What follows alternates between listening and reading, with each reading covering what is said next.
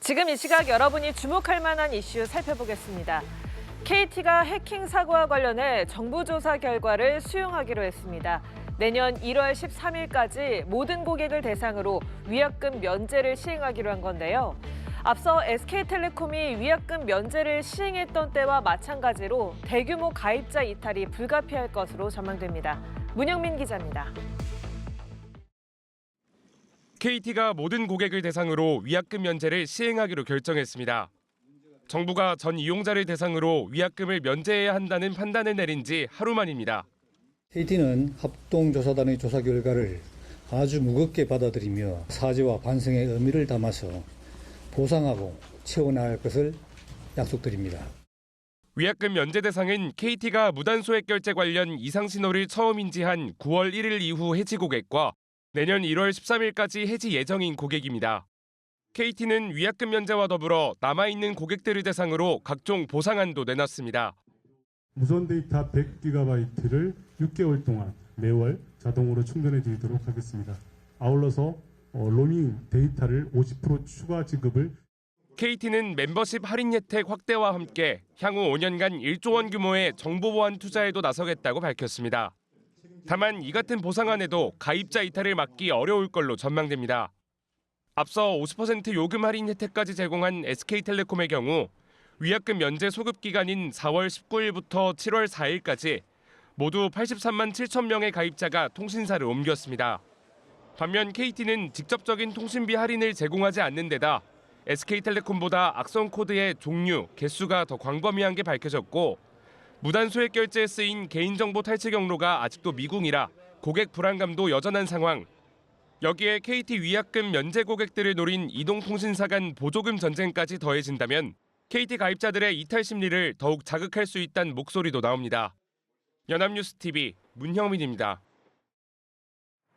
얼마 전 서울 여의도역 신안산선 공사 현장에서 붕괴 사고가 발생해 작업자 1명이 숨졌는데요. 검찰과 경찰, 노동부가 함께 시공사인 포스코 ENC를 압수수색했습니다. 합동수사단은 확보한 자료로 중대재해처벌법 위반 여부 등을 검토할 예정입니다. 김선웅 기자입니다. 지난 18일 오후 서울 여의도역 신안산선 공사 현장.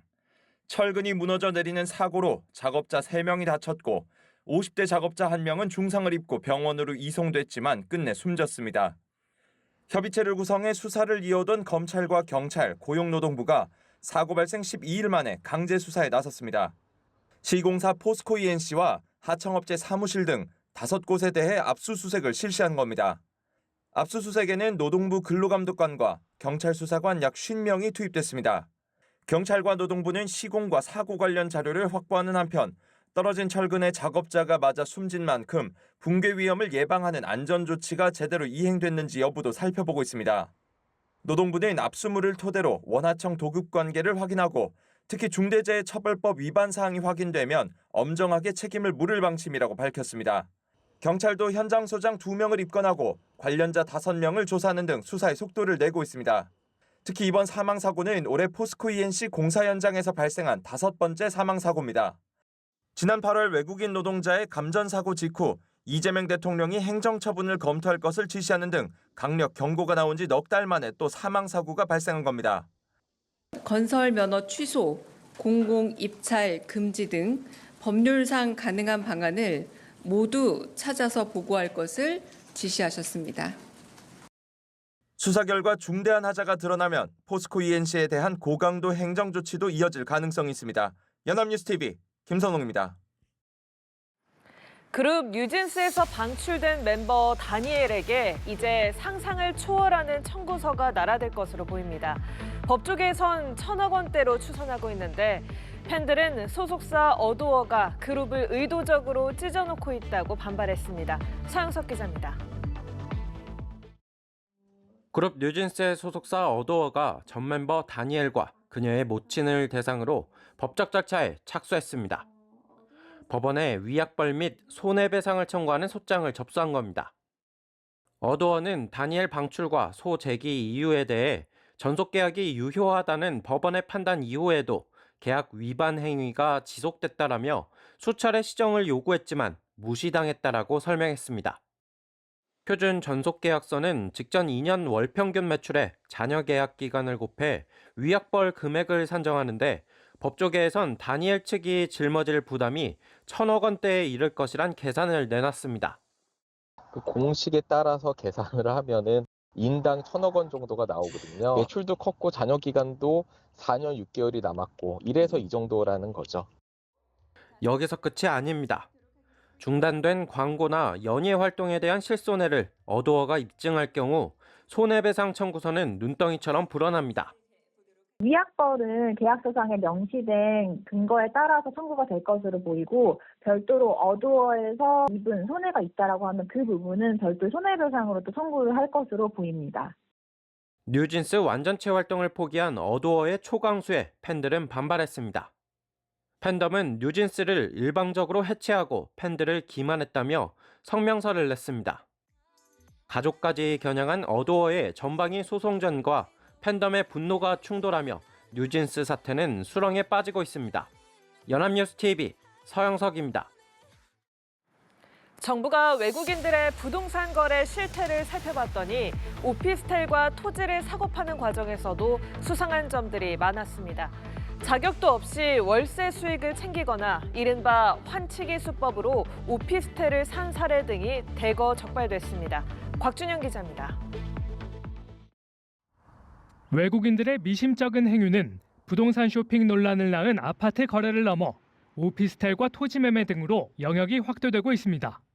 먼저 서울의 한 오피스텔을 4억 원 가까이 주고 산 외국인 A씨. 자금 출처를 소명하랬더니 대부분의 돈을 해외에서 직접 현금으로 들고 오거나 송금받았다고 답했지만 외환 당국의 신고는 없었습니다. 자금 불법 반입, 이른바 환치기가 의심되는 대목입니다. 자격도 없이 임대업을 하다 적발된 사례도 있었습니다. 90일 미만 단기 체류로 들어온 외국인 B씨는 서울에서 오피스텔을 사들인 뒤 임대업자 행세를 하며 매달 월세를 챙기다 덜미를 잡힌 겁니다. 법인 자금을 제 돈처럼 쓴 경우도 있었습니다. 외국인 C씨는 본인이 사내이사로 있는 회사에서 38억 원을 빌려 49억 원짜리 서울의 고가 아파트를 샀습니다. 그러나 정당하게 이루어졌어야 할 회계 처리는 없었습니다. 정부가 지난해 7월부터 1년간 오피스텔 토지 등 외국인 이상 거래 167건을 조사한 결과 위법 의심 거래 88건, 의심 행위는 126건이었습니다. 국적별로는 중국인이 50여 건으로 가장 많았고 미국인과 캐나다인이 뒤를 이었습니다. 유형별론 해외 자금 불법 반입이나 무자격 임대업 사례 외에도 편법 증여와 대출 자금 유용, 거짓 신고, 불법 전매 등 다양한 수법이 동원됐습니다. 국무조정실, 법무부, 국세청, 관세청 등 관계기관과의 협력을 통해서 외국인 부동산 거래 전반에 대한 관리 감독을 강화를 해 나갈 계획입니다. 지난 8월 서울 전역과 경기 인천 주요 지역은 외국인 토지 거래 허가 구역으로 지정됐습니다. 국토부는 부동산 이상 거래 기획 조사와 함께 외국인의 실거주 의무 위반 여부도 집중 점검할 계획입니다. 연합뉴스TV 곽준영입니다. 그동안 수도권에서 나오는 쓰레기의 상당 부분은 인천에 있는 매립지에 묻어왔는데요. 당장 모레 1월 1일부터 금지됩니다. 대체 매립지를 찾을 때까지 이를 소각해야 하지만 공공소각장이 확충되지 않으면서 민간 소각장에 줄을 설 것으로 보입니다. 한웅희 기자입니다. 인천 서구에 있는 수도권 매립지. 한 해에 50만 톤가량의 생활 폐기물이 종량제 봉투에 담겨 이곳에 묻혀왔습니다. 수도권 전체 생활 폐기물의 7분의 1 수준입니다. 하지만 정부와 수도권 3개 시도 합의에 따라 새해부터는 이런 직매립이 전면 금지됩니다. 근데 인천에서는 30년 쓰도록 했기 때문에 더 이상 여기서 매립은 불가능하다. 이것이 이제 시의 기본적인 입장입니다. 앞으로는 쓰레기를 태우고 남은 소각재 같은 잔재물만 묻을 수 있는 상황. 소각장 확보가 선결 과제였지만 2021년 직매립 금지가 예고된 이후 수도권에 생긴 공공소각장은 한 곳도 없습니다. 반면 비싼 비용에도 민간 소각장에 맡기는 쓰레기는 해마다 늘었습니다. 현재 수도권에 있는 공공소각장 32곳은 이미 포화 상태에 가까운 탓인데 지금도 20%가 넘는 민간 처리 비율이 40%에 육박할 거라는 전망입니다. 당장 쓰레기 대란과 처리비 급증 우려가 나왔지만 불가피한 비상 상황 시 시도지사가 협의해 인정한 폐기물은 직매립할 수 있도록 예외 규정을 둬 당장 혼란이 가시화하지는 않을 전망입니다. 대신 쓰레기는 발생지에서 처리한다는 자원순환 대원칙이 사실상 무색하게 됐다는 지적이 나옵니다. 발생지 처리 원칙 그리고 원인자 부담 원칙에 따라서 타 지자체 소재의 민간 소각장에 반입되는 폐기물에 대해서도 반입 협력금을 부과하고 정부가 대국민 인식 전환을 위한 캠페인을 2030년부터는 수도권 외 다른 지역에서도 생활 폐기물 직매립이 금지될 예정인 가운데 공공소각장 확보 같은 근본적인 해결책 마련이 시급하다는 지적이 나옵니다. 연합뉴스 TV 한웅입니다.